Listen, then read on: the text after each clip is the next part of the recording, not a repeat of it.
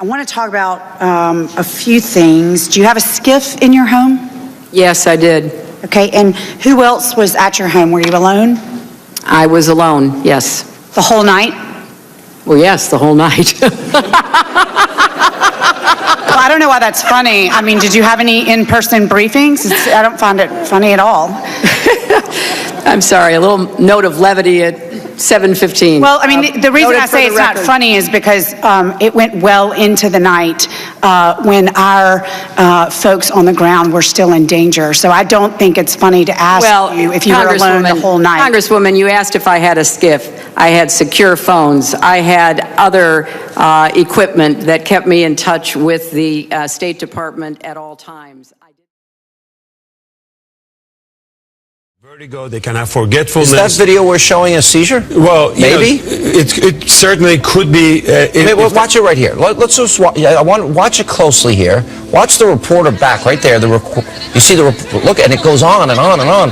That is, to me, bizarre. There's certainly some neurologic issue going on depending on when this tape was taken, but 30% of the patients that have some sort of the post-traumatic injuries, they can have cognitive issues, forgetfulness. Sometimes they can forget words. The brain freezes. So I can show, just to be clear on, I talked to a top epileptologist today, a seizure specialist, one of the top in the country, that does not think that's a seizure. So I want to be clear. We need the records to be able to make those determinations. About 90 minutes in, Mrs. Clinton left, saying she felt overheated. Before she was taken to her daughter's apartment, a camera captured Mrs. Clinton appearing woozy and losing balance as she was escorted into her SUV.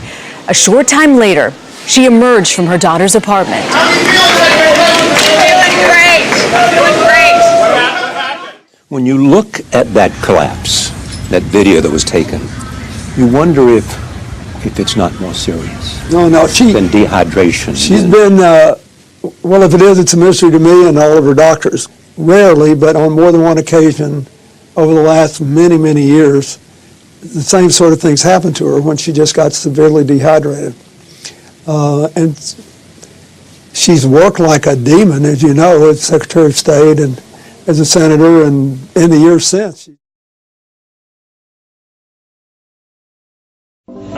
It's chaotic, but law enforcement's trying to make sense out of it. They're trying to obviously not let something happen again in the next 10 minutes, the next hour. This is an NBC News special report. Here's Lester Holt. Good day from New York. Some concerns raised this morning about the well-being of Hillary Clinton, Democratic candidate for president, after she left the 9/11 memorial service at Ground Zero earlier than expected. Her campaign telling us that it may have been related to the heat and that she is okay. And of course, the late night comics are weighing in. You know what? Everyone, especially reporters, have a right to be angry.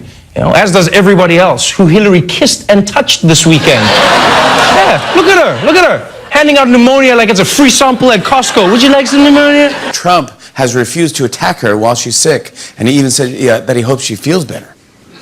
At which point people started asking Trump if he was feeling okay. They go, maybe you should lie down, Mr. Trump. Her campaign telling us that it may have been related to the heat and that she is okay. But what I see in this video is someone who is unsteady and wobbly, but conscious on a hot and humid day in New York City like today. Elise Finch is here now with your exclusive CBS 2 forecast. And Elise, a lot of people are looking at today as a little bit of relief after yesterday. Yeah, for sure. It's relief from the heat and humidity. The temperatures were down, but so were the dew points. So we had cooler temperatures, lower humidity, and generally speaking, a nicer day to be outside. And here are the basic facts. She had 2 episodes of what's called deep venous thrombosis. Common problem, blood clots in the leg. She also has hypothyroidism. And she's being treated for hypothyroidism with something called Armour Thyroid, which is very unconventional and something that we used to use back in the 60s. And both he and I went, that's weird. And by the way, wow, Armour Thyroid sometimes has some weird side effects. Oh, well, okay. So she goes on Coumadin. That's weird because Coumadin really isn't even used anymore. Now we use Eliquis or Xarelto, things like this. Certainly the presidential candidate would get one of the newer anticoagulants. Then she falls, hits her head, and as a complication of that has something called a transverse sinus thrombosis. This is an exceedingly rare clot. I've only seen one of these in my career, which is a clot in the collecting system for the cerebral spinal fluid. and it essentially guarantees that somebody has something wrong with their coagulation system. Well, she's had 2 clots, a transverse sinus thrombosis. What's wrong with her coagulation system? Has that been evaluated? And oh, by the way, Armour thyroid associated rarely with hypercoagulability. So the very medicine the doctors are using may be causing this problem, and they're using an old-fashioned medicine to treat it. What is going on with her health care? It's bizarre. I got to tell you, look, maybe they have reasons, but at a distance, it looks bizarre. And she would continuously berate people, as I mentioned before, but she was like 2 different people. Again, she would be polite and nice to everybody when the cameras were on, and then when they were off, she was just cold, distant. Seconds later. Just almost instantly. I mean, that's what I've experienced quite a few times. And I also think we'd be a lot better off if we actually talked to each other instead of yelling at each other. I'm so sick. I am so sick of the Sanders campaign lying about me. She does seem angry a lot. Right. And you're saying behind closed doors when nobody's looking, she's that angry person always. Mostly. Or distant, cold. What I've been looking at there, Sean, doesn't concern me too much. That's her being a politician. The kind of anger I'm talking about is where she just almost can't even complete a sentence. She starts yelling, screaming, cussing. I talked in the book how she By the way, berates the mistreating people in their positions. Sure. All the time. Yes, the uniform division officers, agents. So this is like you're describing a phony, fake, fraudulent human being. Absolutely. All right, let me give you an example. This is Hillary, saying she remembers landing under sniper fire when she went to Bosnia. This is what she said. I remember landing under sniper fire. There was supposed to be some kind of a greeting ceremony at the airport, but instead we just ran with our heads down to get into the vehicles to get to our base. Great image making, but here's the problem. We have the real video, and this is it. This is Hillary arriving not under sniper fire, but she walks up to a group of young girls who give her flowers and give her gifts. That's not exactly sniper fire. So is that the person you're trying to warn America about? Yes. Explain. In other words, she sits with an interview with Bill. You think they're the happiest couple together. The light goes off. She hates him. Right.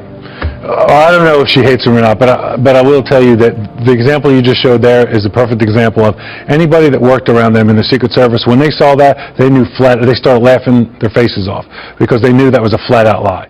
Secretary Clinton said there was nothing marked classified on her emails either sent or received. Was that true? That's not true. Secretary Clinton said I did not email any classified material to anyone on my email. There is no classified material. Was that true? There was classified material emailed. Secretary Clinton said she used just one device. Was that true? She used multiple devices. Secretary Clinton said all work-related emails were returned to the State Department. Was that true? No, we found work-related emails, thousands. Did her lawyers read the email content individually? No. The internet is lighting up with conspiracy theories claiming this is not Hillary Clinton, but a body double. Hillary seemed in good spirits as she emerged from her daughter Chelsea's apartment Sunday after collapsing at the 9/11 memorial ceremony. But the Twitterverse erupted. Nose looks very different. This isn't Hillary. Another conspiracy theorist noted the absence of any obvious Secret Service agents close by when Hillary walked out of Chelsea's apartment building. Some citizen sleuths claim the woman emerging from Chelsea's apartment was actually this woman, Teresa Barnwell, who's the spitting image of the presidential candidate. And Teresa added fuel to the fire when she posted a photo of herself outside the apartment building wearing sunglasses with the caption, "Maybe I was in New York."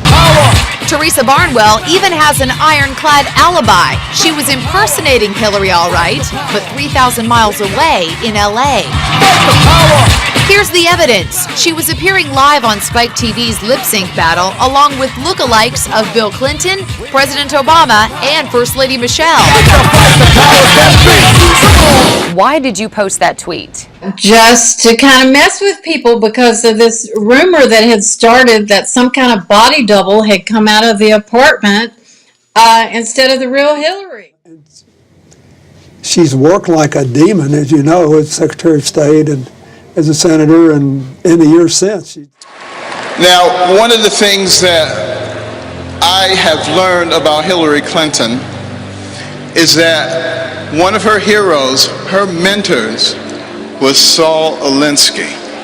And her senior thesis was about Saul Alinsky. This was someone that she greatly admired and that affected all of her philosophies subsequently. Now, interestingly enough, let me tell you something about Saul Alinsky. He wrote a book called Rules for Radicals. On the dedication page, it acknowledges Lucifer, the original radical who gained his own kingdom. Now, think about that. This is a nation where our founding document, the Declaration of Independence, talks about certain inalienable rights that come from our Creator. This is a nation where our Pledge of Allegiance says we are one nation under God. This is a nation. This is a nation where every coin in our pocket and every bill in our wallet says, "In God we trust." So are we willing to elect someone as president who has as their role model somebody who acknowledges Lucifer? Think about that. The secular progressive agenda is antithetical to the principles of the founding of this nation. And if we continue to allow them to take God out of our lives, God will remove himself from us. We will not be blessed, and our nation will go down the tubes. And we will be responsible for that. We don't want that to happen.